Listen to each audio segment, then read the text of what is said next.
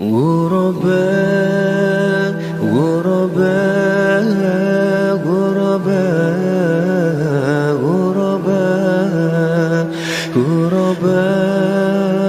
غرباء غرباء غرباء غرباء ولغير الله لا نحمل الجبال غرباء وارتضيناها شعارا للحياة إن تسل عنا فإنا لا نبالي بالطغى نحن جند الله دوما دربنا درب الأباء غرباء غرباء غرباء غرباء غرباء غرباء غرباء غرباء لن نبالي بالقيود بل سنمضي للخلود لن نبالي بالقيود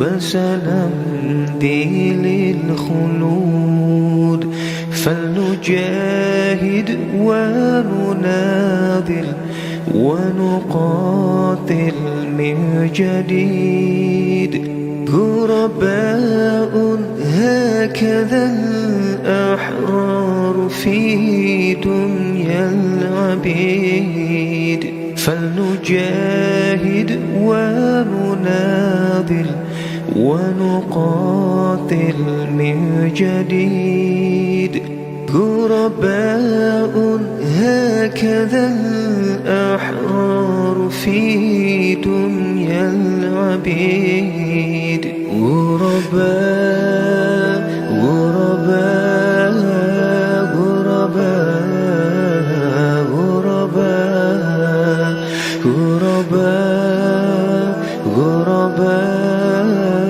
غرباء غرباء كم تذكرنا زمانا يوم كنا سعداء بكتاب الله نتلوها صباحا ومساء كم تذكرنا زمانا يوم كنا سعداء بكتاب الله نتلوها صباحا ومساء غرباء غرباء غرباء غرباء غرباء غرباء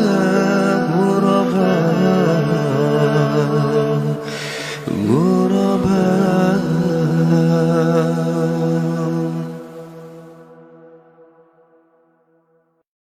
سوف نمضي للمعالي لا نبالي لا نبالي سوف نمضي للمعالي لا نبالي لا نبالي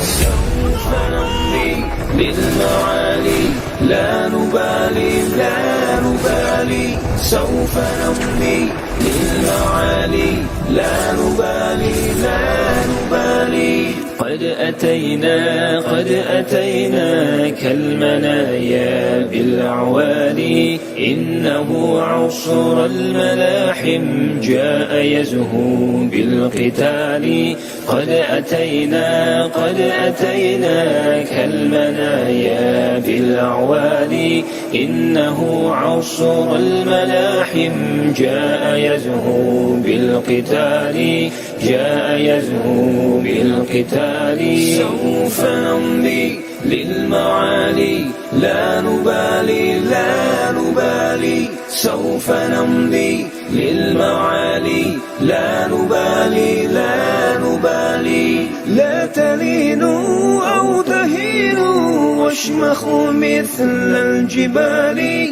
حطموهم دمروهم واسحقوا رأس الضلال لا تلينوا أو تهينوا واشمخوا مثل الجبال حطموهم دمروهم واسحقوا رأس الضلال واسحقوا رأس الضلال سوف نمضي للمعالي لا نبالي لا نبالي سوف نمضي للمعالي لا نبالي لا نبالي سوف نرمي روح رميا في العدا مثل النبال عند صولات الزحوف نرتقي صعب المنال سوف نرمي روح رميا في العدا مثل النبال عند صولات الزحوف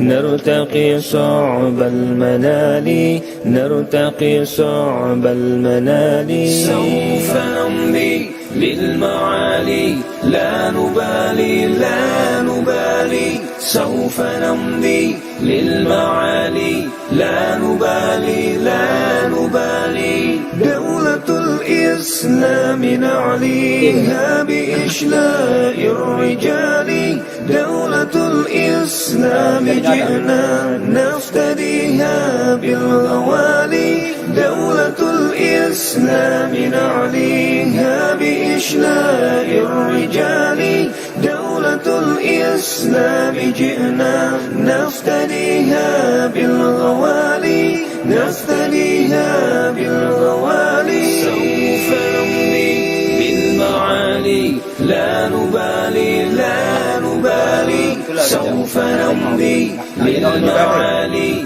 لا نبالي لا نبالي لا نبالي لا نبالي لا نبالي لا نبالي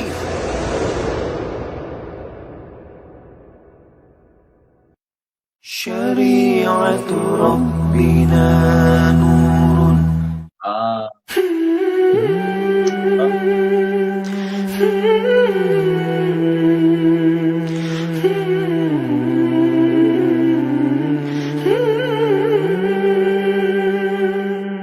Kala hidup terasa begitu beratnya tak sanggup untuk hadapi segalanya bila hati beriman semua kan berujung kebahagiaan bersabarlah tawakallah berprasangka yang baik berbuat yang terbaik bersabarlah teguhkanlah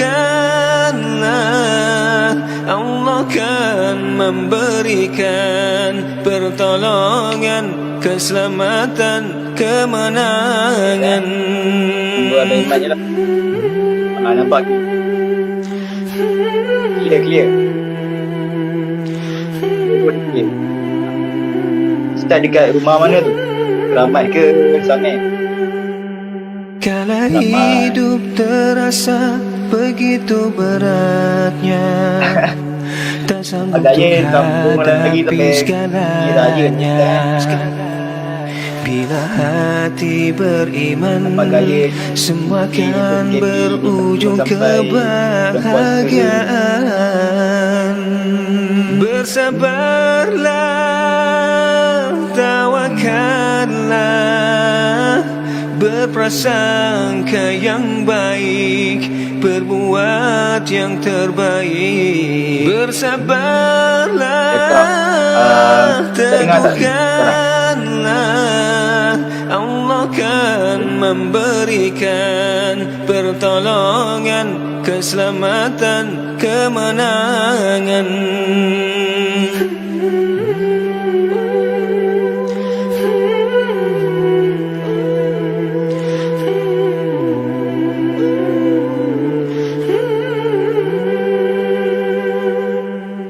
bersabarlah, tawakallah, Program saya di rumah. berprasangka yang baik, Yalah, berbuat ada kerja-kerja yang sekolah sikit banyak juga, terbaik. online sikit. Bersabarlah, teguhkanlah, Allah Oh, tak. akan Tanya hari tu memberikan Nakib lah. pertolongan, Tanya baru tu, keselamatan, kan saya lebih kaya dah. kemenangan.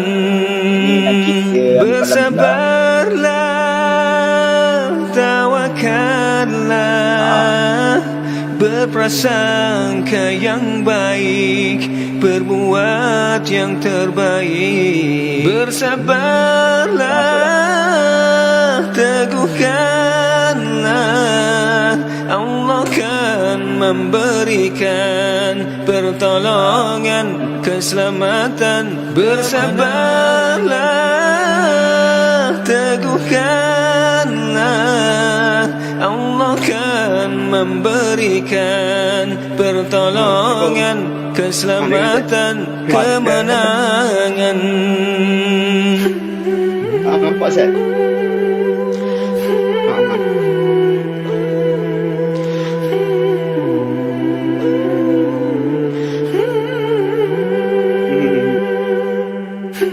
Oh, okey, baik. Mantap juga Ustaz.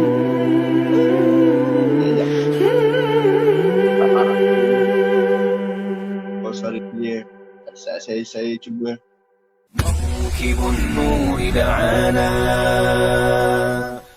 يا أمتي والحزن يعصرني أخي أنت حر Ya, saya tutup pintu Ustaz. وأسد مهما تقول السجون مهما بنا يمكرون مهما تقول السجون مهما بنا يمكرون أبدا لن نهون قسما لن نهون أبدا لن نهون قسما لن نهون يبكي دما يا عيون لي إخوة في السجون يبكي دما يا عيون لي إخوة في السجون عاداهم المجرمون عاداهم المعتدون عاداهم المجرمون عاداهم المعتدون كبلونا بالحديد قيدونا لن نحيد كبلونا بالحديد قيدونا لن نحيد قولنا قول سديد فعلنا فعل الرشيد قولنا قول سديد فعلنا فعل الرشيد دربنا درب الأسود نهجنا نهج الصمود دربنا درب الأسود نهجنا نهج الصمود حفظنا حياة الرقود تقنا لدار الخلود حفظنا حياة الرقود تقنا لدار الخلود للمخاذيل لا تميل فهو جاسوس عميل للمخاذيل لا تميل فهو جاسوس عميل شيخنا سيف الصقيل الزرقاوي الجليل شيخنا الصقيل الزرقاوي الجليل. إخوتي نرجو الثبات بالطريق حتى الممات. إخوتي نرجو الثبات بالطريق حتى الممات. فاصبروا كونوا أبات لا تبالوا بالضغط. Main kat rumah mana? Besok main kat rumah ayam tu. Oh, yang rumah itu kan. Tak rumah ayam tu. Jangan Rumah putus itulah. asa. Dia kat rumah lah. Kat rumah kita. Masa dekat je dengan masa ini. Pernah kita rasa down, pernah kita rasa gagal dalam hidup. Dan kadang-kadang kita marah, kenapa selama ni aku doa, aku nak berjaya, aku nak kaya, tapi Allah masih tak makbulkan doa kita. Sebenarnya kita lupa dan alpa, Allah Ta'ala sentiasa dengar rintihan kita tiap-tiap masa. Kita berbisik sekalipun, Dia maha mendengar. Pada hakikatnya, punca doa-doa kita tidak dimakbulkan adalah kerana dosa-dosa kita. Ya, dosa. Kerana pada awalnya hati kita yang jernih dan suci dan telah dikotori oleh bintik-bintik hitam, sehingga hati kita mati. Apa jadi bila hati kita mati? Kita akan nampak perbuatan dosa itu adalah kebaikan untuk kita.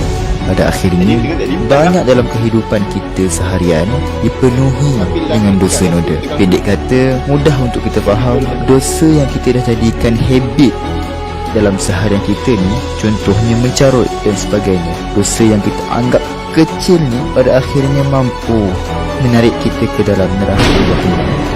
Na'udzubillah. Jadi, jangan soal kenapa kita doa Allah masih belum makbulkan. Maka bersihkanlah hati dan jiwa kita. Jangan putus asa untuk melawan hawa nafsu kita. Dan jangan putus asa daripada rahmat Allah Ta'ala yang Maha Esa.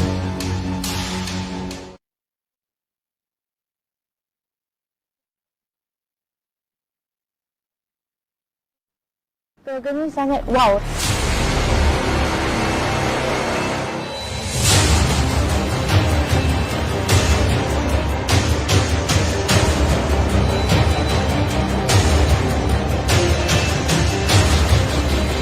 Input yang saya dapat daripada program kepimpinan ini adalah saya dapat mengaplikasikannya dalam pembelajaran saya. Jadi kalau saya kena buat pembentangan, saya perlulah menguasai teknik pengucapan awam. Dengan itu, saya dengan pembentangan confident menjadi yang lebih baik dan terbaik mungkin. Alhamdulillah. Nama saya Muhammad Faris Aiman bin Mas Fadilah. Pertama, saya rasa satu kelainan dalam perasaan saya tak rasa sebelum ni. Yang kedua, saya rasa sebahagian jiwa saya mula hidup kembali.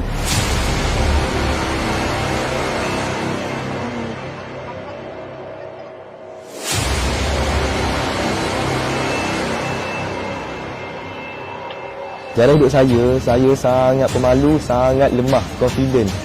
Saya sangat fobia dengan mic. Dan hari ini saya buktikan dekat diri saya sendiri yang saya boleh buat semua tu. Sebelum saya mati, saya tahu juga yang saya sebenarnya bukan macam apa yang saya fikir.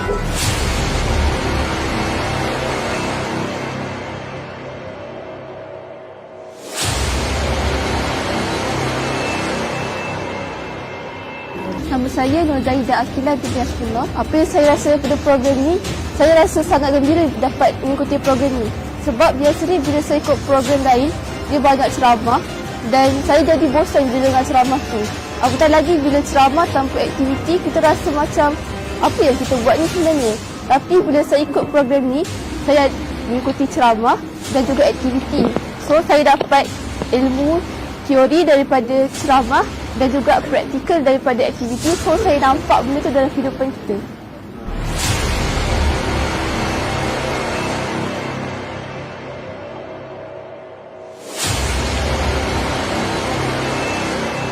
Saya amat gembira hari ini kerana saya dapat mengikuti program yang sungguh seronok yang memberi manfaat kepada saya. Career Usaha Consultant, mereka mempunyai banyak modul. Antaranya yang saya amat suka, public speaking dan conflict management and making decision. Dari situ saya dapat menambah baik saya punya skill bercakap di halayak orang ramai, lebih baik dan lebih baguslah. Pemimpin hebat, generasi mantap. Career Usaha Consultant terbaik.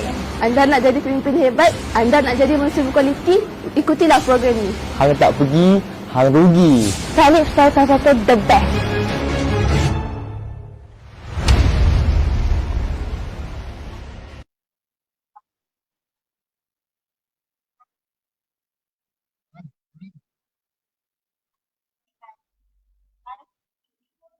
Assalamualaikum warahmatullahi taala wabarakatuh. Bersyukur kita kehadrat Allah Subhanahu wa taala. Marilah bersama-sama kita mulakan bual bicara inklusif ini dengan membaca Ummul Quran Al-Fatihah.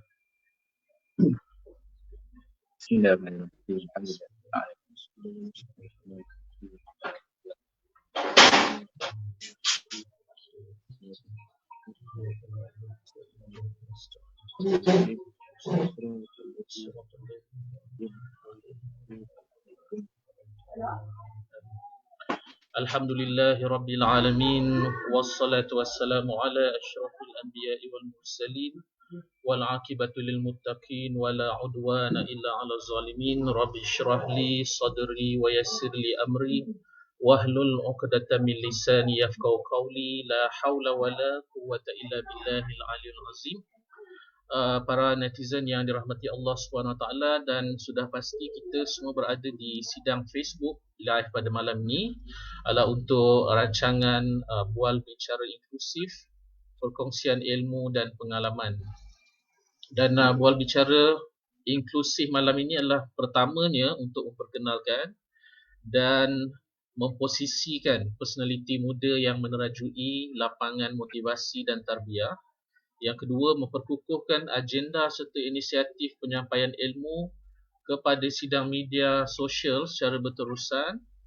Dan yang ketiga, mengambil manfaat juga pengalaman kedua-dua panel bual bicara pada malam ini untuk kita mengambil pengajaran dan hikmah yang bermakna. Okay? Dan tanpa melengahkan masa, izinkan saya memperkenalkan ahli panel personaliti kita yang pertama, iaitu Aiman Syafiq bin Muhammad Zaini, atau lebih dikenali sebagai Captain Khalif.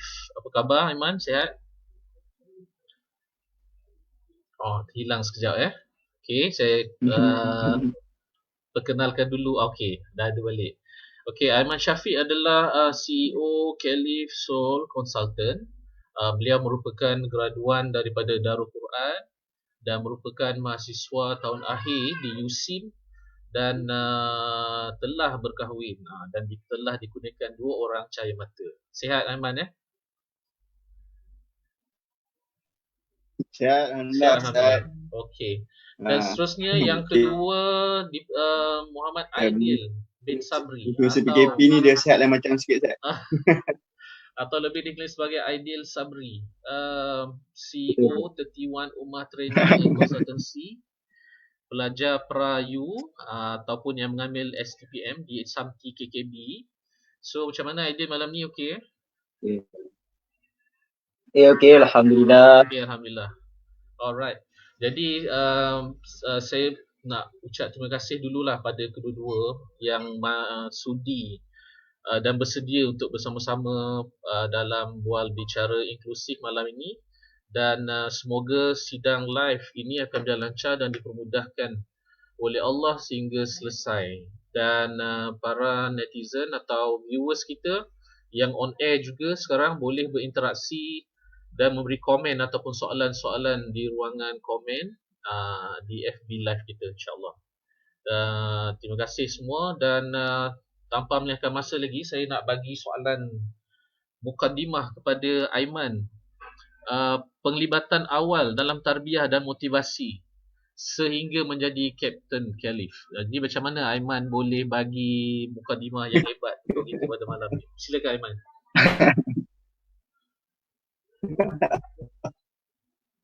Permulaan dalam bidang tarbiyah dan juga motivasi ini sampai menjadi Captain Kelly Ustaz Ya, betul. Okay, Ustaz. Pandai tu Pertama, cerita. terima kasih atas jemputan. Terima kasih atas jemputan untuk sesi sharing jual bicara malam ni. Okay. Jadi sedikit pengenalan berkaitan dengan Captain Kelly itu sendiri. Pertama, Captain Kelly itu dia adalah nama branding yang cuba kita bawa sebab Kelly itu sini nama kepada konsultan lah, Kelly Store Consultant kan. Cuma Captain tu mungkin sebab saya sebagai ketua. Sebab sebelum ni kita fikir apa branding yang kita cuba nak bawa ke depan kan. So kita setuju untuk buat nama Captain Kelly lah salah satu dia. Dan bila Ustaz tanya berkaitan dengan bila bermula dengan tarbiyah dan juga dalam bidang industri ni, cerita dia panjang tapi kita cuba pendekkan Ustaz. Ya. Secara peribadi saya bermula dalam bidang latihan, dalam bidang tarbiyah ini, maksud tarbiyah yang berkonsep secara detail sekolah menengah kan, sekolah menengah Rawang. Kemudian di situ baru kita dapat bonus start, first time di sekolah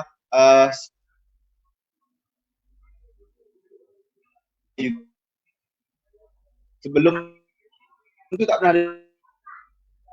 dengar lagi. Okay. Jadi bermula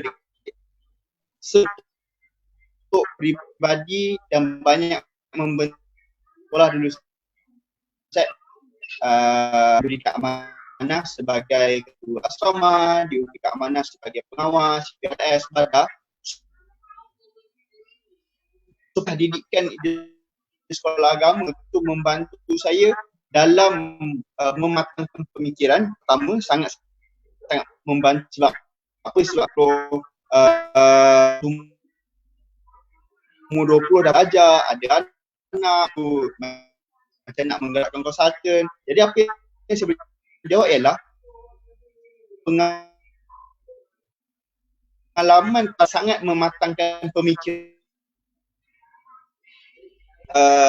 Apa yang boleh saya dapat daripada perkara yang ditarbiyah itu ialah bagaimana dia membentuk kepribadian kita. Bila kita berada di lapangan masyarakat, apa yang kita kena tahu,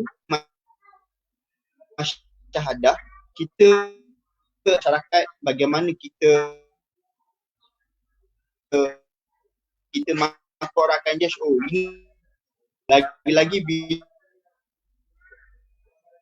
bila kan, jadi orang akan judge, oh dia ni belajar agama macam ni untuk kita supaya kita menjaga kepribadian kita lah. Dan yang bila saya kata bagaimana menjerumus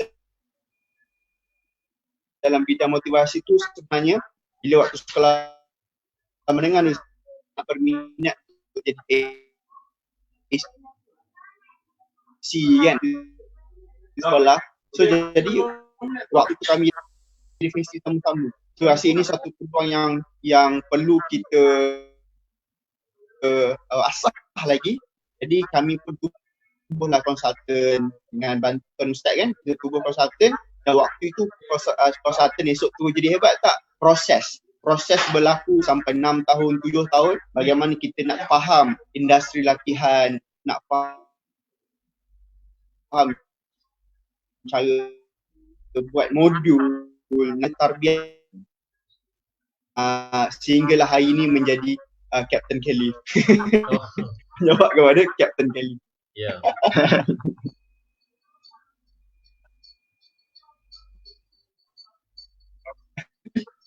Jelas. Okey, ada Sangkut ke? Jelas. tersekat-sekat sikit tapi masih boleh faham lah buah butir. InsyaAllah boleh faham. Okey, baik. Alright. Ada apa lagi? Minta maaf. Bila musim-musim kan orang berebut line. Tak apa. Line. Sekejap lagi okey tu insya-Allah. Okey, itu daripada Aiman, okey, daripada seorang pelajar biasa. kemudian menjadi kepimpinan pelajar dan akhirnya mewujudkan satu keberanian untuk melaksanakan suatu proses dakwah secara formal, melalui platform konsultan, dan sehingga hari ini saya kira dah beberapa tahun kan, mungkin 6 tahun atau 7 tahun tu adalah satu pengalaman yang sangat menarik, yang sangat hebat. Daripada persekolahan lagi dah sehinggalah sekarang di tahun akhir pengajian, dan mungkin insya-Allah akan dapat meneruskan lagi langkahnya tu ke peringkat lebih jauh. Aidil, mengapa akhirnya Aidil memilih bidang motivasi ni? Mungkin bukan akhirnya, tapi mengapa bidang motivasi ni dipilih? Walaupun sekarang ni Aidil masih belajar lagi kan, Prayu ataupun STPM. Mungkin boleh kita dengar daripada Aidil sendiri. Okay, baik. Assalamualaikum warahmatullahi wabarakatuh. Terima kasih Ustaz sebab sudi ajak kami berdua untuk sesi live malam ni. Dan soalan dia, kenapa akhirnya memilih bidang motivasi sebagai, yelah, masih belajar tapi ambil bidang ni kan. Yang pertamanya minat lah, sebab saya fikir juga, betul juga kata Captain Kelly tu. Bila masuk je SAME tu kan, Sekolah Agama Mengarah Wang, masuk je tingkatan 1, kita telah diajarkan tentang tarbiyah. Okay, jadi dekat situ pun dah timbul dalam hati ni terasa macam nak bagi manfaat dekat masyarakat luar sana lah. Dan yang paling penting ketika saya tingkatan 2 lah, saya ingat lagi, saya ada pernah pergi satu camp, nama camp tu adalah Camp Minda Anak Soleh. Dia dibuat oleh Ustaz Rizal di Mukhtar. Ustaz Rizal tu guru SAME juga. Ketika saya pergi sana tu, waktu pergi camp tu kan, Ustaz jumpa saya, dia kata, awak ni siapa? Saya cakap lah, Aidil. Ada Ahmad Syafiq kan? Dia kata muka saya sama dengan Ahmad Syafiq. Oh, ada iras. Saya tak tahu kenapa. Waktu tu macam Syafiq kan? So saya nampak lah yang cara pembawakan Ustaz Rizal tu dengan konsultan dia, cara bagi motivasi macam seronok, dan seronok dapat kongsi ilmu dan bagi manfaat. Lepas tu masuk je tingkatan 3 di SAME tu, dekat situ ada Calypso Consultant lah. Dia pernah datang SAME buat program dengan batch kita orang.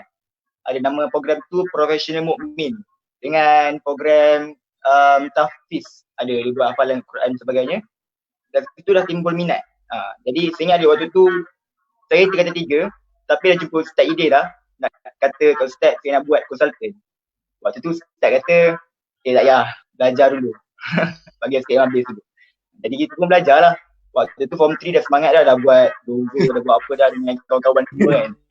Lepas tu Ustaz kata, waktu tu kita tak pelik sebab tak apalah, Ustaz kata macam Ustaz tak hiraukan pun kan. Lepas tu kita pun teruskan lah kehidupan macam biasa. Dan di SAME juga saya dibentuk, ketika itu saya jadi pengawas, jadi ketua Nkobak, jadi macam-macam lah. Jadi kat situ membentuk peribadi ni juga, di mana saya timbul minat untuk lepas habis sekolah nak buat satu konsultan juga atas nama 31 Ummah Training Consultancy bersama kawan-kawan kepimpinan lah di sekolah dulu. Jadi kat situ lah platform bermulanya. Kat situ lah. Jadi ceritanya kat sini, waktu saya form 5 tu dah timbul minat yang mendalam. Waktu tu tak terfikir pun nak buat. Tapi satu hari tu ada Ustaz ide lah. Ada jumpa saya dengan kawan-kawan bagi sijil. Sijil apa tak tahulah kan. Tak tahu sijil pembukaan syarikat. Kat situ dah rasa macam okay, kita boleh teruskan peluang ni dengan kawan-kawan. Kita pun teruskan. Jadi kat situlah tertubuhnya konsultan 31 Ummah Training Consultancy. Jadi 31 Ummah tu atas nama batch yang ke-31 di Sekolah Agama Menengah Rawang. Itulah permulaan macam mana pengalaman membinanya konsultan ketika awal-awal dulu lah. Itu sahajalah. Okey. Itu sebagai pemanas tu sebenarnya, warm up. Lepas ni soalan mencabar lagi, lebih mencabar. Okey, kedua-dua tokoh atau personality yang saya jemput ni sebenarnya dia menjadi role model sebenarnya kepada remaja, ya, ataupun pada pemuda lah, yang kita tak minta, tapi sebab platform yang kita pegang tu menyebabkan kita sentiasa diperhatikan oleh orang-orang di sekeliling kita, khususnya orang yang menjadi likers ke, orang yang dalam media sosial kita sendiri, ataupun orang sekeliling kita yang tempat interaksi dan sebagainya. Mungkin Aiman Syafiq boleh ceritakan pengalaman pahit ataupun pengalaman manis dia sepanjang 6-7 tahun terlibat dalam bidang motivasi ni. Apakah pengalaman pahit dan manis yang boleh dikongsi, yang boleh menjadi pengajaran dan memberi manfaat pada orang yang mendengar kita pada program ni? Silakan Aiman.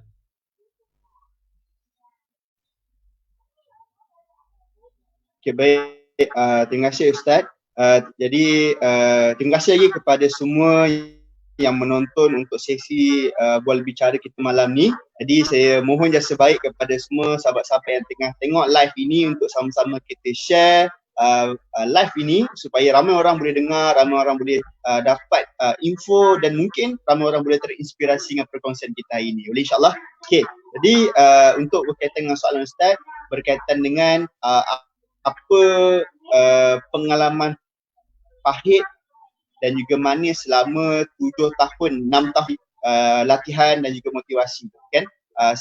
Saya dengan kawan-kawan kami bermula buka konsultan secara tak buka geli-geli lah namanya. Kita ada nama je waktu tu, nama Caliph Consultant, kan?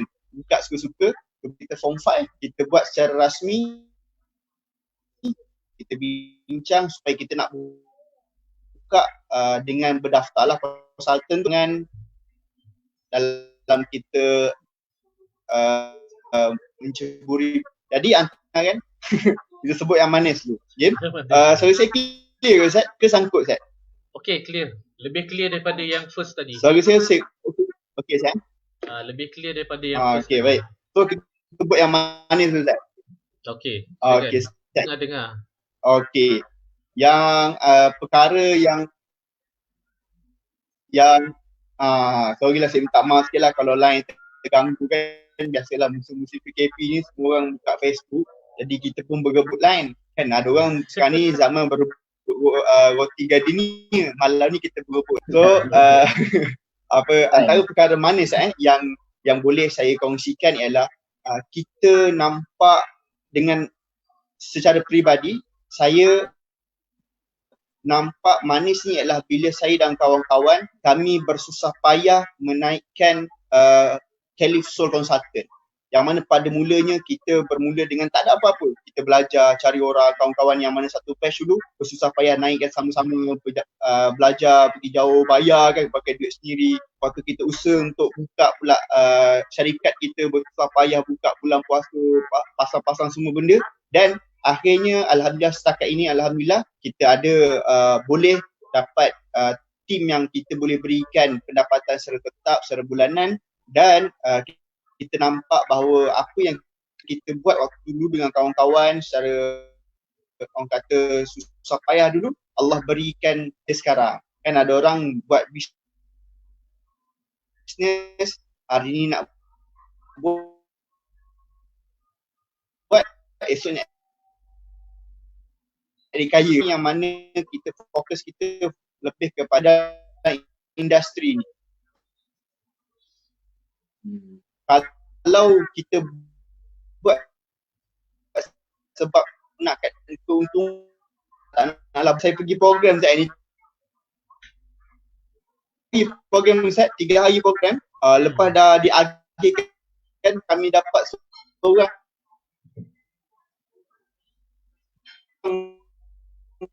berapa ringgit, dalam RM12 punya pendekatan macam mana. Saya takut saya shock sendiri pula. Okay, line okay, line. Okey. Boleh Tunggu dah dengar. buku ni. Okay.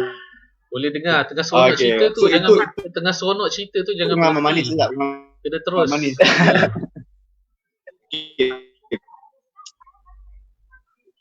Ya. Itulah. Ya, kita mohon viewers kita juga mendoakan Okay, Zat. Lepas supaya tu pengalaman line kita pahit pula okey. sayang, kita baru cerita lah pengalaman pahit pula. Okay. Antara betul lah. kita doakan supaya line kita okey lah, insyaAllah lah ni. Okay. Zat, pengalaman pahit pula Zat. Pengalaman pahit setakat ni lah kan. Apa yang boleh kita kongsikan untuk pengalaman pahit itu, iaitu ada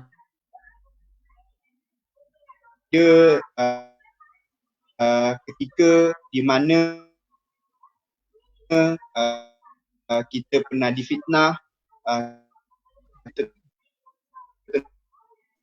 tentu dalam so consultant zaman tu. So waktu proses kami nak bersihkan sedikit apa tu kita panggil nama tu lah kan. Ya. Waktu antara pengalaman baik. So antara pengalaman yang macam musim sekarang lah. Ni musim PKP ni Zat. Yes, ramai orang yang pahit mengalami kepahitan Pahit tu juga ni. sekarang ni.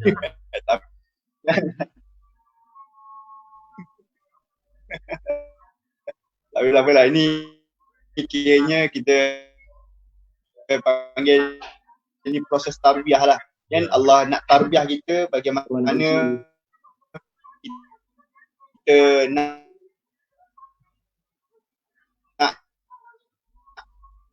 masa dekat rumah tak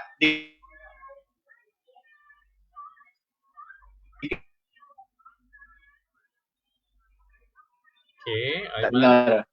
Okey. ni kena gantung macam mana ni kita guna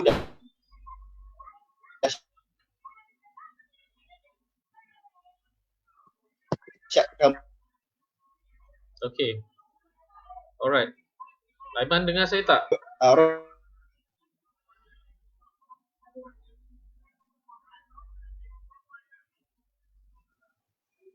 Tersekat-sekat sikit Aiman. Okey.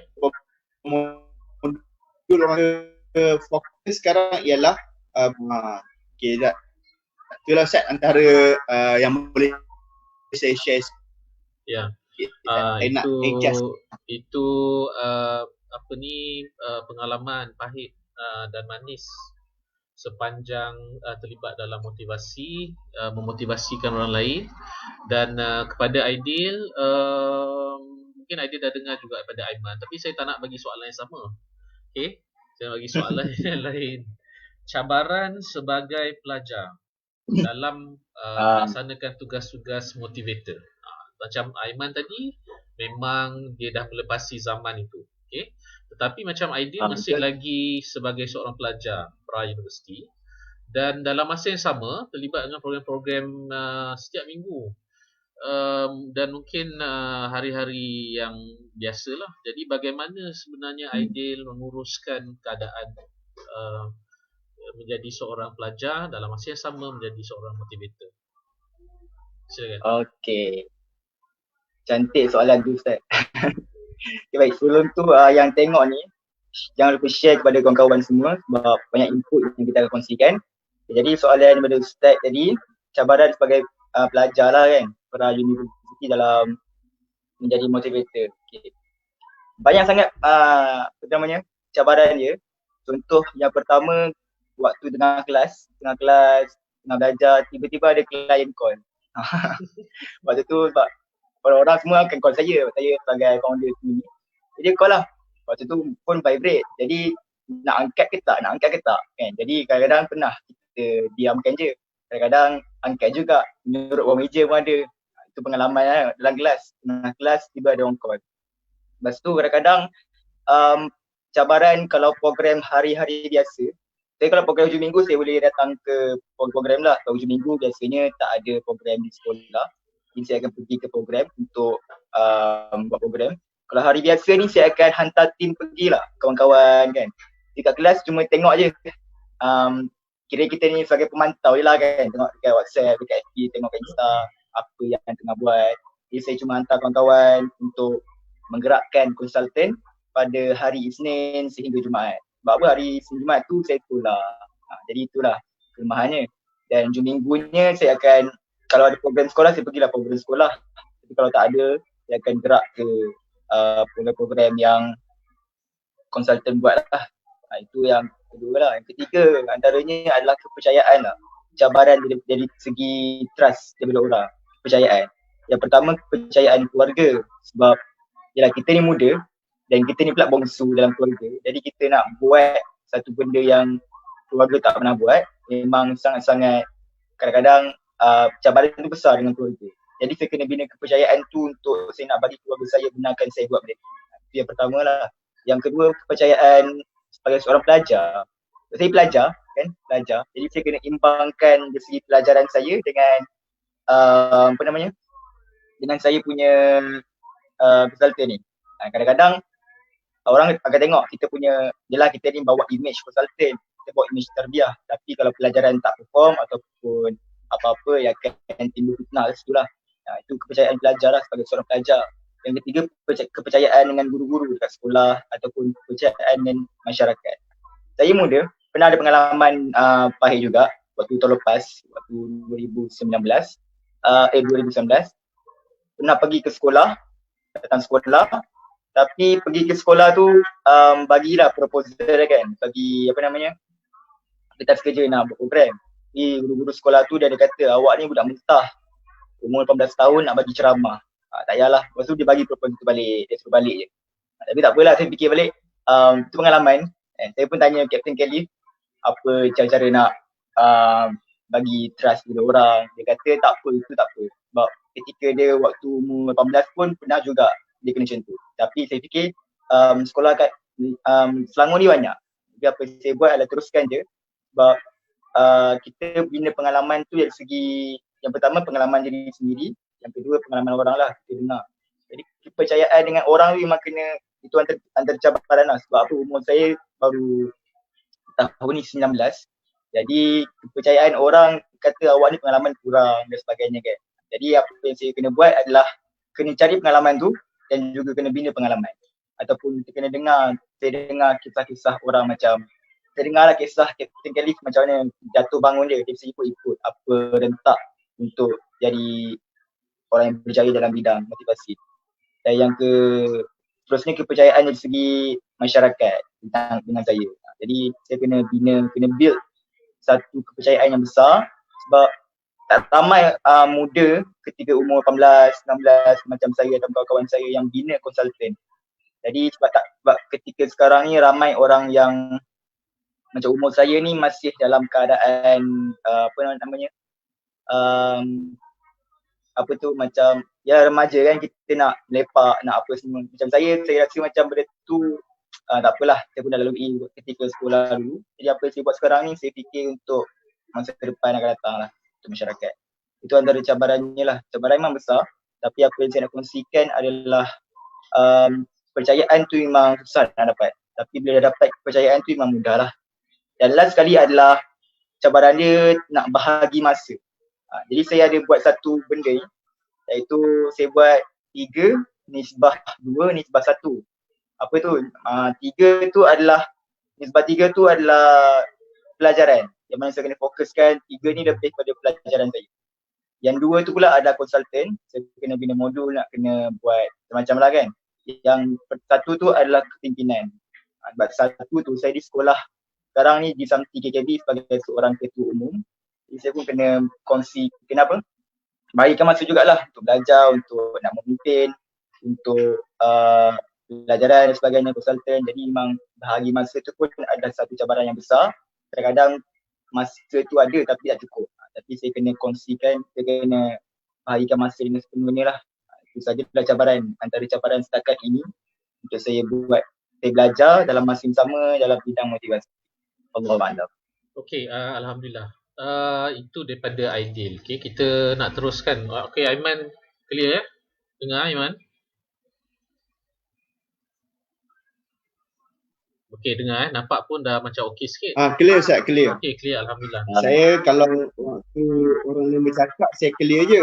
Takut time saya bercakap tu line tak clear. Lepas ni okey insya-Allah. So pendekatan atau strategi motivasi yang Aiman amalkan atau mungkin ada satu-satu yang kita boleh tahu. Okey. Kalau Captain Khalif dia akan ada pendekatan atau strategi yang sendiri. Mungkin boleh dikongsi dengan kita di sini.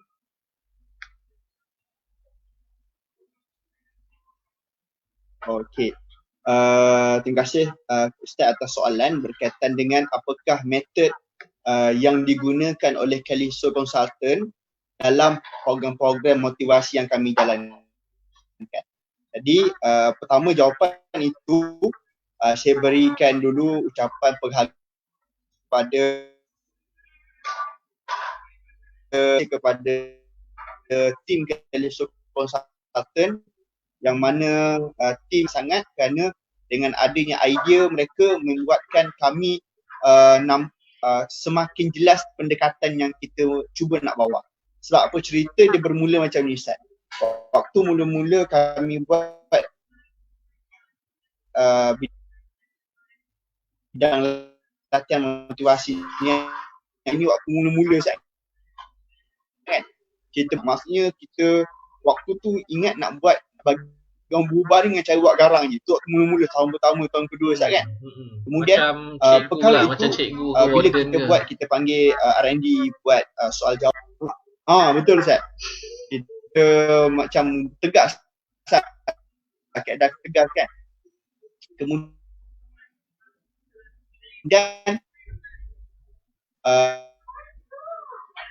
daripada situ itu kita belajar proses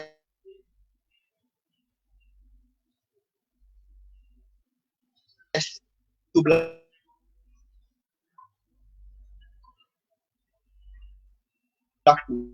proses pembelajaran.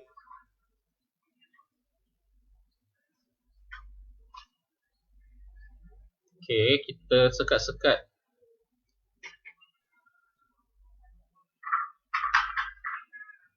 Tak dengar. Sekat sikit. Okey.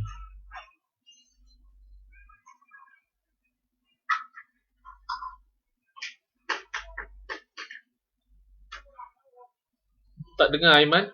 Aiman tak dengar.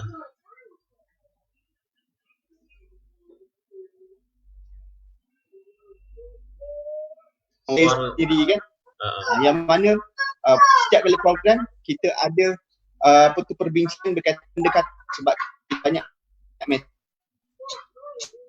program dia punya sasaran dakwah tu berbeza-beza. Jadi metod itu berbeza mengikut peserta teknik belajar, pendekatan kita lain lah.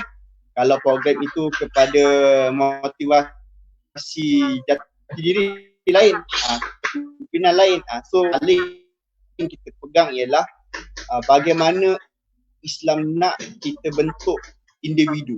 Kan ada 10 musafat tarbiyah kan. Dalam setiap modul kami pastikan daripada modul tersebut mana yang menyentuh 10 musafat tarbiyah. Sebab kita nak jadikan meeting 10 tu yang mana kita nak ambil dulu dalam bab di 10 musafat tarbiyah dalam setiap modul kita dan setiap pendekatan kita. Okay. Itu secara ringkas yang saya boleh sentuh berkaitan dengan metod teknologi motivasi kita sekarang. Sebab ini dia berubah-ubah. Dia berubah-ubah. Dulu teknologinya lain. Macam sekarang ni Ustaz, musim PKP Ustaz, kami buat seminar online. Tak pernah kami buat seminar online Ustaz. Ini metod baru Ustaz. Sebab berubah-ubah. Belajar macam-macam pasal online. So metodnya satu hari nanti tak pasti. Kalau tiba-tiba Ustaz kan, Malaysia umumkan tak boleh bercakap. Semua tak boleh bercakap. Macam kita movie silent kan, silent place. Semua orang tak boleh bercakap. Mungkin waktu tu metod kita lain Ustaz. Bahasa isyarat mungkin metod berubah-ubah Ustaz. Ya mungkin kita kena bersedia dengan itu kalau berlaku lah kan. Kemungkinan. So kita kena berubah metod dakwah kita.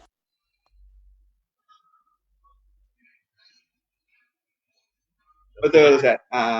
Itulah Okey, sebagai seorang pendakwah ni kita kena sentiasa berani cabar. okey. Terima kasih Aiman. Aidil, remaja memerlukan motivasi, tapi sebenarnya dalam zaman sekarang ni, dari aspek mana sebenarnya yang remaja perlukan? Dari sudut hati ke, dari sudut tingkah laku ke, dari sudut pemikiran ke, daripada sudut apa sebenarnya?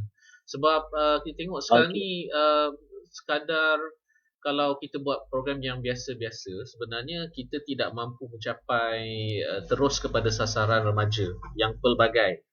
Dan mereka juga tangkas, mereka juga moden, mereka juga influencer, dan mereka juga orang yang berpengaruh dalam media. So bagaimana motivasi itu untuk remaja? Silakan. Okey. Soalan start tadi tu remaja perlukan motivasi, aspek yang mana kan? Okey, baik. Untuk remaja, umumnya kita tahu lah remaja ni umur dia umur 13 sehinggalah 18 tahun. Okey, ketika umur tingkatan 1 sehinggalah umur tingkatan 5, tingkatan 6. Jadi bila masuk je tentang remaja ni, apa yang kita perlu faham adalah remaja ni takkan terpisah ataupun akan diuji dengan 3 perkara. Yang pertama cinta. Waktu masuk dia tingkatan 1, waktu tu barulah buat rasa cinta dia dengan yang lelaki dan suka perempuan ni, yang perempuan suka lelaki ni kan. Itu yang pertama lah. Okay, yang kedua ni pula adalah remaja ni dia nak ada perasaan ingin tahu. Ingin tahu dia nak tahu, contoh paling mudah macam mana dia dilahirkan ataupun macam mana keadaan kalau dia di asrama, dia nak cuba buat benda yang dilanggar ataupun benda yang tak boleh dia buat. Dia akan cuba, dia nak tahu benda tu. Yang ketiga, remaja ni dia terasa diri dia nak bebas. Bebas daripada segala perkara yang dikongkong. Contohnya macam mak bapak kongkong untuk belajar, dia nak bebas. Ataupun di asrama dia tak nak peraturan tu. Dia nak diri dia tu apa yang dia buat, dia buat. Itu remaja. 3 perkara ni lah memang akan diuji. Saya sendiri pun pernah kena macam tu. Dan pernah lalui. Apa yang kita perlu tekankan pada remaja ni adalah 2 perkara, iaitu emosi dan juga spiritual. Okay? Emosi dan juga spiritual. Di mana emosi ni dan juga spiritual, dia merupakan satu, dia digabungkan, dia adalah satu pembangunan modal insan yang mampu meningkatkan potensi dia dari segi fizikal dia, dari segi emosional dia dan juga tingkah laku dia. Sebab bila mana tengok remaja ni, betul orang kata ataupun mak bapak kata kita kena tekankan pendidikan lebih kan. Pendidikan sebab apa? Sebab kita nak capaikan straight A, nak capaikan segala-galanya. Tapi ramai remaja sekarang yang saya nampak dan kawan-kawan saya sendiri lebih menekankan aspek dia tak menampakkan aspek keagamaan. Dan pada akhirnya ramai remaja yang pandai tapi pada akhirnya mereka lepas je peringkat remaja tu sendiri, mereka tak tahu nak ke mana. Dan bila dia berada bersama circle ataupun kawasan yang kawan-kawan dia yang kadang-kadang ada yang buat tu buat ni dan dia akan ikut. Itu masalah je tu. Jadi apa yang kita perlu tekankan remaja ni adalah emosi yang spiritual lah, agama.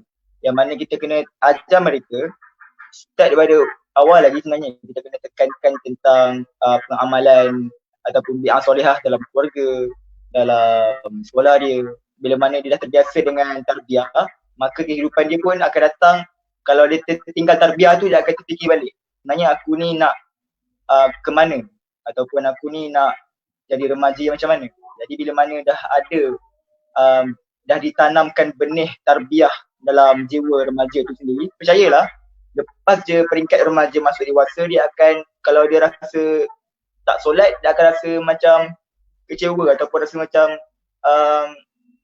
sedih sebab tinggal solat. Kalau dia tak baca Quran, dia akan rasa macam sedih. Jadi bila mana kita tekankan aspek agama dan juga emosi spiritual kepada mereka ni, mereka pada peringkat dewasa akan lebih matang. Jadi memang betul, kadang-kadang kita sendiri pun remaja akan tersalah langkah lah. Kadang-kadang tak ikut kawan yang nakal, kadang-kadang ada yang buat kerja sendiri je. Tapi apa yang kita perlu tekankan adalah dari segi kerohanian tu sendiri. Jadi kerohanian tu penting untuk remaja lebih faham. Kalau dah imbang agama dan juga pelajaran, maka percayalah dia tak akan tinggal solat dan dia pun akan berjaya dengan pelajaran dia. Dan boleh jadikan sebagai ikutan lah, tauladan kepada semua remaja. Itulah, jadi remaja perlu ditekankan aspek spirit dan juga emosi kepada dia. Itu saja. Okay. Maksudnya kalau saya nak tanya Aiman juga, kalau Aiman untuk remaja ni sebenarnya apa yang Aiman nampak yang mereka perlukan pada pandangan Aiman lah?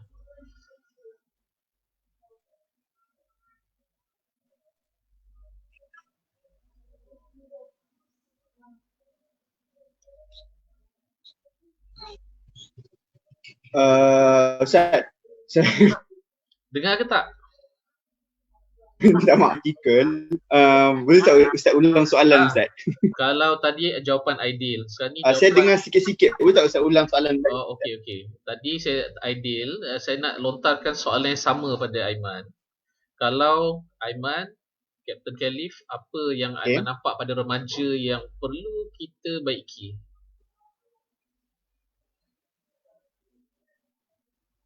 Okay, baik. Sangat bagus. Pertama, apa yang saya kongsikan ni adalah berdasarkan pengalaman, kan? Bila pengalaman saya berjumpa dengan ramai peserta, berjumpa dengan ramai pelajar, bila pergi ke sekolah, buat program motivasi Ustaz, kan? Kita berjumpa dengan macam-macam ragam. Ada yang perangainya macam ni, ada yang perangainya macam ni. Jadi bila kita buat pendekatan, kita buat kaji selidik Ustaz, kan? Saya jumpa satu kali yang mana benda ni waktu tu saya pergi satu sekolah Ustaz, satu sekolah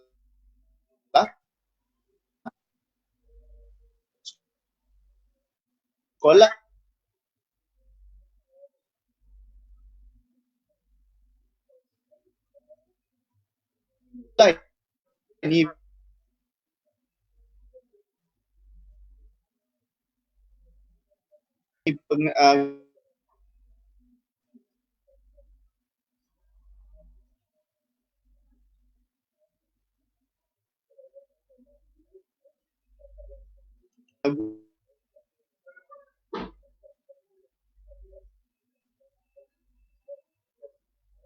Tak clear. Tak clear pula. Tadi okey dah, laju pula Aiman punya cakap tadi, tak terganggu, tak terjejas langsung.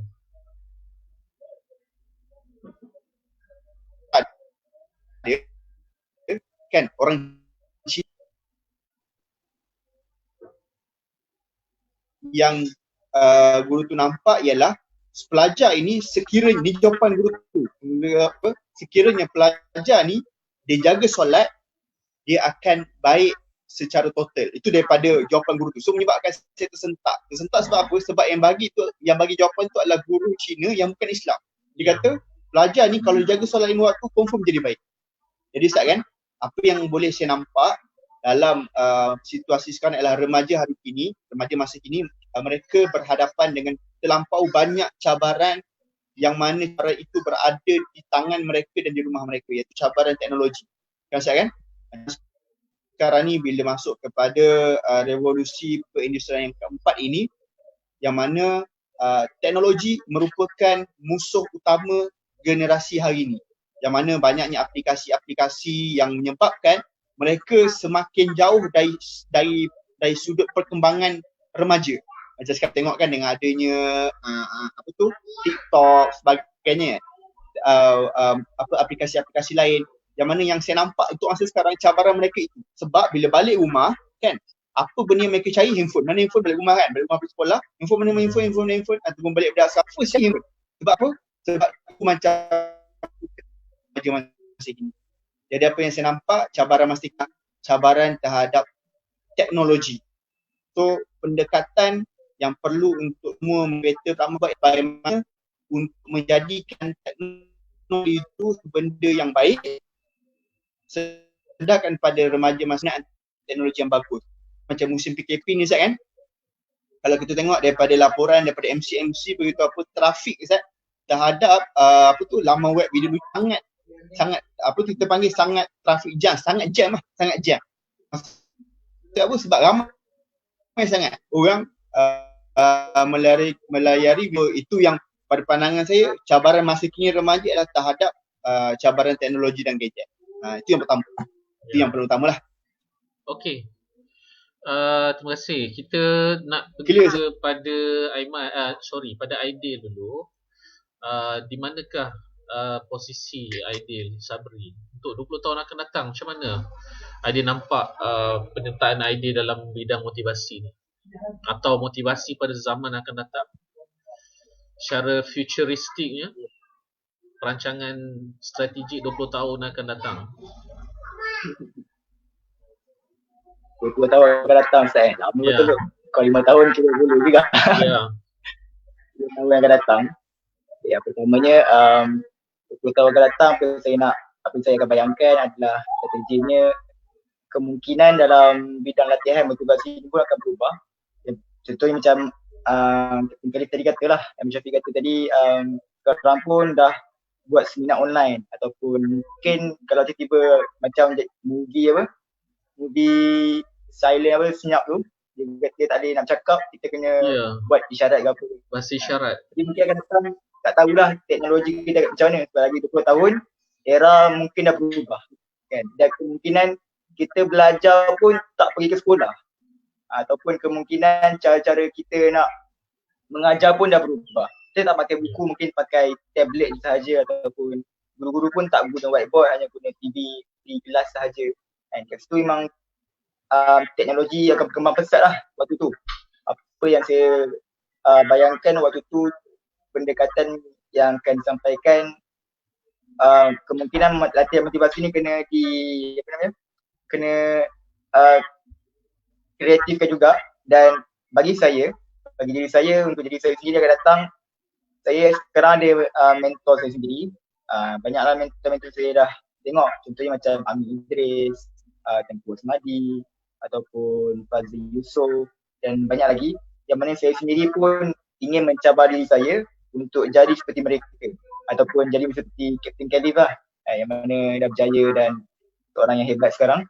Tentulah saya ingin capai lagi 20 tahun akan datang, dan apa yang saya rancang dengan tim saya sendiri, iaitu kita akan bina satu bangunan yang tinggi yang besar, dan kat situ ada tempat training, ada tempat hall training dan sebagainya lah. Kat situ juga ada macam wisma untuk kita buat segala benda tentang tarbiyah ataupun program boleh begitu. Itu 20 tahun akan datang untuk kita membesarkan lagi platform tarbiyah dan juga platform konsultan. Sebab kita pun baru nak melangkah, dan saya sendiri pun saya banyak juga kekurangan, dan saya selalu juga tim saya, Teman Umar. Teman Umar ni macam adik-beradik lah, adik kepada Kadif Konsultan. Apa-apa perkara kita selalu tanya kepada trainer-trainer Kadif Sul, ni macam mana kan. Jadi beruntung kami juga, sebab kami macam diorang ni saya nampak, Abang Iman dan juga kawan-kawan, mereka ada hari ni setiap tahun yang berbeza. Tahun-tahun dalam 6 tahun, 7 tahun tu, setiap tahun tu berbeza. Maksudnya tahun ni macam ni, tahun depan macam ni. Macam kita orang ni pula, tidak ada senior yang boleh dicontohi. Apa yang kami buat adalah bertanya sahaja kepada Abang Iman ataupun kawan-kawan, macam mana nak macam ni. Jadi kat situ pengalaman dapat diambil daripada Kadif Sul lah. Terima kasih juga kepada trainer-trainer Kadif Sul sebab berkongsi pengalaman, berkongsi cara-cara nak bina macam mana pembawakan latihan motivasi di sekarang ni. Dan itu sajalah untuk tahun akan datang, saya rancang itulah. Okey, Aiman pula.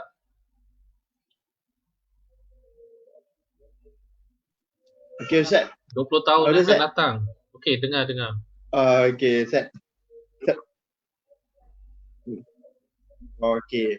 Terus line saya clear tak Ustaz? Saya tengok line saya pun Ustaz, kecil besar line saya Ustaz. Terang alhamdulillah lah, dia clear. Clear. Okey. Okey, baik.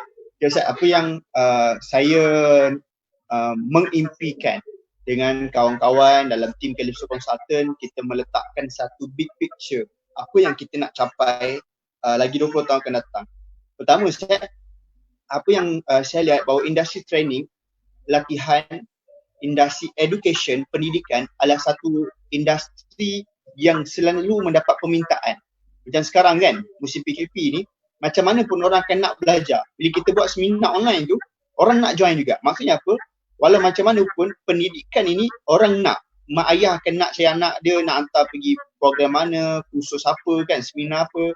Jadi, big picture-nya apa yang kami nampak ialah kami akan go through lebih fokus kepada bidang education. Maksudnya bila pendidikan dan latihan kan, kita dalam merancang bahawa kita nampakkan dalam kita punya big picture, nanti kita akan bermula dengan tadika bawah Calypso Consultant. Kemudian kita akan pergi kepada sekolah rendah Calypso Consultant dan sekolah menengah Calypso Consultant. Sekiranya, sekarang ni big picture dulu kan, diizinkan sampai sekolah menengah. Dan sekiranya diteruskan lagi, sekiranya industri ini mendapat permintaan yang mana sekiranya Calypso Consultant berjaya membuktikan dengan kita punya silibus kita sendiri boleh berjaya membentuk orang kata model insan yang berjaya, kita cuba bawakan kepada peringkat yang lebih tinggi. Sebagai contoh kan, kalau nanti kita boleh ada jurusan di universiti ataupun IPT, jurusan berkaitan dengan latihan dan juga motivasi. Satu course di universiti khas kepada latihan dan juga motivasi. Jadi apa yang kita nampak waktu itu, kita akan ada ramai penggiat yang berada dalam industri ni. Bagusnya apa? Bagusnya ialah banyak sekolah boleh dapat kita panggil trainer ataupun penceramah yang boleh berkongsi dengan pelajar mereka. Sebab sekarang ni Ustaz, sekolah-sekolah mereka banyak nak cari penceramah. Cuma penceramah tak ramai. Maksud tak ramai apa? Penceramah ramai. Tapi penceramah yang sekolah nak untuk topik itu, perbincangan itu, tajuk seminar itu tak ramai.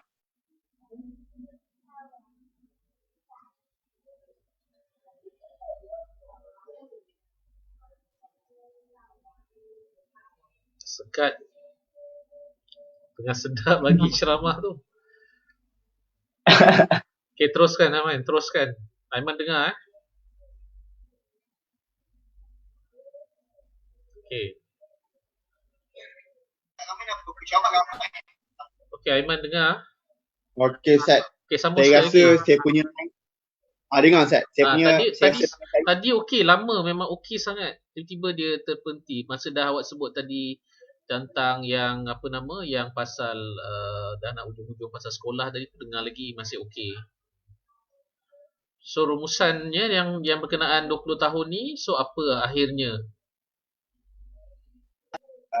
Pusat latihan sendiri masih Wisma, yang mana ada sekolah di situ, pusat latihan, adanya semua keperluan dalam bidang education. Itu yang kita fokuskan. Ya, Alhamdulillah. Itu saja. Okay, alright. Alhamdulillah. Tapi memang semakin lama lain tu semakin okey lah. Okay, dengar jangan risau. Dengan saya risau Ustaz. Saya tengok risau. live kan. Okey, baik.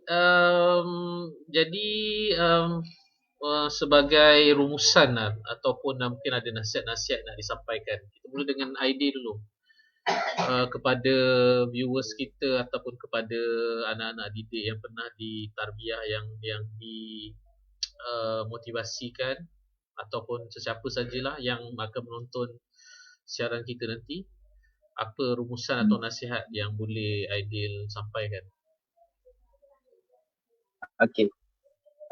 Terima kasih Ustaz. Kita pun dah sebagai penghujung live kita ya. Jadi rumusan nasihat saya kepada yang view live di FB ni, apa yang kita kongsikan rumusannya adalah sebagai pelajar ataupun sebagai ibu bapa, pertamanya kita tekankan adalah tarbiyah dalam keluarga dan juga anak-anak lah. Sebab bila mana kita tak tekankan tarbiyah, tak tekankan solat, tak tekankan baca Al-Quran, maka itulah puncanya kenapa rumah tangga kita boleh berpecah ataupun kenapa kita remaja tinggal solat, kenapa kita buat masalah. Jadi puncanya adalah sebabkan pendidikan agama yang kurang lah. Yang penting lah sebab apa, bila mana kita bermula yang daripada tak hormat ibu bapa, bermula daripada kita berkapal dengan remaja, bermula daripada tak jaga solat, bermula daripada melambatkan solat ataupun bermulanya daripada dosa-dosa yang kecil yang mana kita anggap contoh mencarut itu perkara kecil, tapi pada akhirnya kita sendiri memakan diri sendiri iaitu orang tegur kita tak boleh nak menerima. Sangat-sangat bahayalah. Jadi agama penekanannya sangat penting kepada semua orang, sama ada peringkat usia yang sangat muda maupun dewasa. Itu agama. Jadi untuk akhirnya urusan yang ringkas dan padat, untuk kita capai kejayaan tu kita ada 4 perkara. 4 perkara nak capai kejayaan. Yang pertama kena ada usaha. Usaha tu kena cari ilmu lah. Ilmu kena ada, dan usaha kita tu kena pastikan bukan 100% tapi kena ada 200%. Yang mana kita yakin apa yang kita buat tu, yang kita minat tu boleh bawa kepada 20 tahun akan datang sebagai seorang yang berjaya. Okey, itu yang pertama, usaha. Yang kedua kena ada pengalaman. Bila kita ada pengalaman, kita dah nampak big picture macam mana keadaan kita akan datang. Ataupun kita kalau tak ada pengalaman sekalipun, carilah pengalaman daripada orang-orang yang berpengalaman. Okay. Itu yang kedua. Yang ketiga, belief, iaitu percaya. Kita kena percaya yang kita boleh berjaya. Kita kena percaya yang kita boleh dapat apa yang kita impikan. Dan kita kena percaya yang bahawasanya kita kena buang dulu kita punya biawak dalam kepala yang kata tak boleh, kata kita ni gagal. Tak ada, kita adalah seorang yang berjaya. Sebab apa? Allah lahirkan kita ni bukan mudah. Allah pilih kita pada akhir zaman ni ada sebabnya. Jadi kita dilahirkan di dunia ni pun ada sebabnya. Jadi kena percaya bahawa kita boleh bawa manfaat masyarakat. Dan yang keempat, nak berjaya adalah kena cari mentor. Ini mentor ni penting lah. Mentor untuk kita bertanya dia. Mentor ni penting, maksud saya berguru lah, berguru. Sebab apa? Guru ini sahaja yang akan tahu, yang akan nampak siapa diri kita sebenar. Kalau dia marah kita sebab dia nak kita ke arah yang betul. Kalau dia tegur kita, jangan kita marah dia balik, tak. Tapi guru ni, mentor ni, dia tahu mana kelemahan kita, mana kebolehan kita. Sebab dia nak kurangkan kelemahan, dia nak tinggikan kebolehan supaya kita dapat sukses ataupun kejayaan kita. Itu sahaja rumusan ringkas daripada saya. Wallahu a'lam. Ya, bermakna daripada Aidil. Bagaimana dengan Aiman pula? Apa rumusan-rumusan atau nasihat-nasihat yang boleh disimpulkan? Silakan Aiman. Okey, baik. Terima kasih Ustaz. Saya nampak Aidil dah ambil semua point saya. Rangkumkan semua point. Jadi Ustaz, apa yang saya boleh bagi kesimpulan dalam kesimpulan lagi Ustaz. Iaitu kita sebagai orang muda kan, saya menyeru kepada kawan-kawan yang tengok live ini, yang akan tengok rakaman live ini selepas ini, kepada muda, kita kena tahu bahawa usia muda ini adalah modal. Umur muda adalah modal yang sangat besar. Ramai orang yang mana dia kata macam ni, alah muda-muda ni buatlah ya benda-benda yang ni dulu, yang lawa-lawa dulu kan, nanti dah tua ataupun dah dewasa sikit barulah serius. Tak. Umur muda adalah modal yang sangat besar. Sebab apa? Ramai orang yang dah berusia, dia berkata bahawa come best kalau muda-muda dulu sempat buat ni, come best kalau muda-muda dulu boleh buat macam ni, kan? Sebab apa? Sebab kita sekarang ni dalam keadaan kita tak nampak usia muda tak ada modal, kan? Jadi apa yang kita boleh buat, nasihat secara kesimpulan yang saya boleh buat kepada kawan-kawan semua, gunakan sebaik mungkin masa yang kita ada sekarang. Tak kisahlah kita remaja, dewasa ataupun berumur sedikit kan. Apa masa yang kita ada sekarang ni, gunakan sehabis baik, buat sehabis baik apa yang boleh. Sebab apa? Sebab kita tak tahu Allah nak ambil umur nyawa kita ni bila. Jadi selagi mana kita ada peluang untuk berjasa, selagi mana kita ada peluang untuk ajak orang kepada kebaikan, kita buat sehabis baik. Itu saja yang saya boleh simpulkan Ustaz. Saya takut cakap lama-lama Ustaz, kan lain kan tiba-tiba putuskan kan, dia potong terus. Tiba ada orang rebut pula lain tu Okey, itu tadi daripada Aiman, daripada Aidil. Okey, dapat juga saya rumuskan yang sebenarnya bidang motivasi ataupun tarbiyah ni sebenarnya tidak dapat dipisahkan. Okey. Maksudnya dalam proses kita memotivasikan itu, kita kena faham tentang manusia kan, tentang komponen-komponen, elemen-elemen dalam diri manusia, kemudian bagaimana manusia itu bereaksi terhadap sesuatu perkara, dan bagaimana akhirnya manusia membuat turning point kepada apa yang berlaku pada diri dia. Okay? Jadi sememangnya akhirnya motivasi itu tidak boleh dipisahkan daripada penyelesaian yang telah Allah SWT tetapkan dalam Al-Quran dan As-Sunnah. Cuma kita dari segi pelaksanaan, kita buat kajian dan akhirnya mendapat satu strategi atau pendekatan yang sesuai dengan zaman yang kita sedang lalui ini. Dan mungkin 20 tahun lagi macam kita sebut ni, pengalaman dan kaedahnya mungkin berbeza, tapi insya-Allah bagi orang yang melihat big picture ataupun orang yang melihat keadaan itu, bahawa Islam itu sesuai sepanjang zaman, dan orang yang mengkaji Al-Quran, orang yang mengkaji tentang alam, mengkaji tentang manusia, dia tidak akan kekeringan idea untuk mentarbiah, untuk memperbaiki, untuk memotivasi dan juga untuk pastikan manusia kembali semula kepada Allah Ta'ala.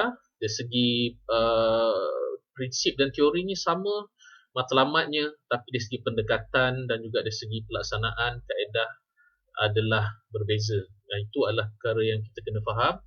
Dan perlu mencari satu persamaan walaupun ada banyak perbezaan. Jangan hiraukan perbezaan itu. Yang pentingnya ialah mencari persamaan, supaya kita dapat bersama-sama mencapai matlamat yang telah ditetapkan. Okay? Jadi kedua-dua personality kita ni sangat berkeyakinan, penuh iltizam dan punya ilmu dan pengalaman yang syarat sebenarnya. Kalau boleh nak tambah 1 jam lagi, tapi tak apa.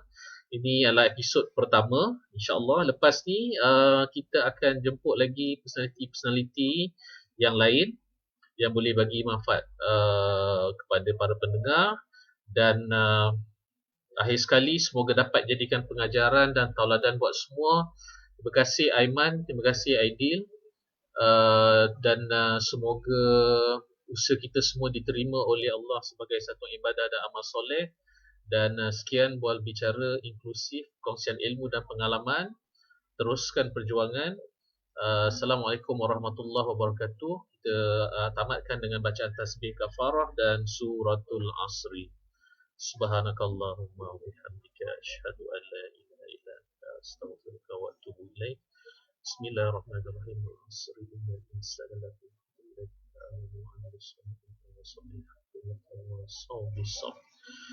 Okey, terima kasih.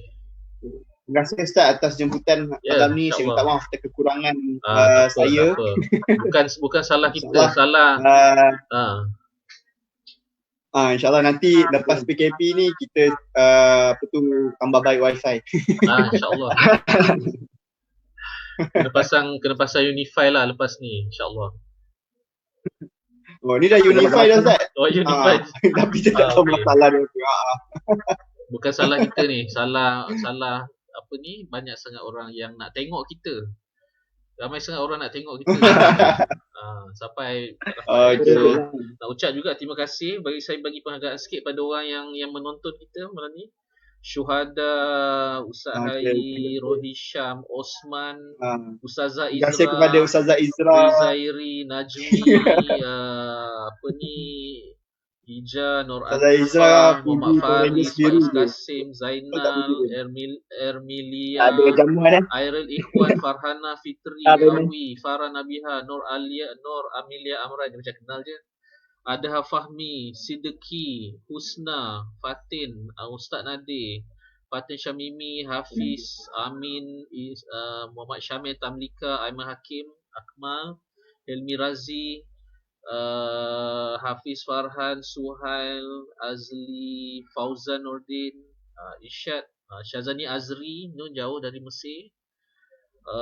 Kemudian Ahmad Irfan, Syafizan pun ada, Diadini pun ada, Ahmad Daniel, Farah Wahidah, Afzan, Nurul Najah, Lokman, Hazim Abaha, Nakib Akmal, Jazlina, Rijal, Iza, Hazri. Tu ada tu, Aidil. Uzaimi, terima kasih Uzaimi. Aini pun ada, Ustaz Khairuddin Abbas pun ada, Anas Ikhwan, Amirul Akmal, Nuri Anwar, dan semualah yang sempat bersama kita. Yang tak dapat masuk line kita tu tak apa, lepas ni masih boleh tengok di timeline saya, insyaAllah. Dan kita semoga bertemu untuk lain kali. Assalamualaikum warahmatullahi taala wabarakatuh. Waalaikumsalam.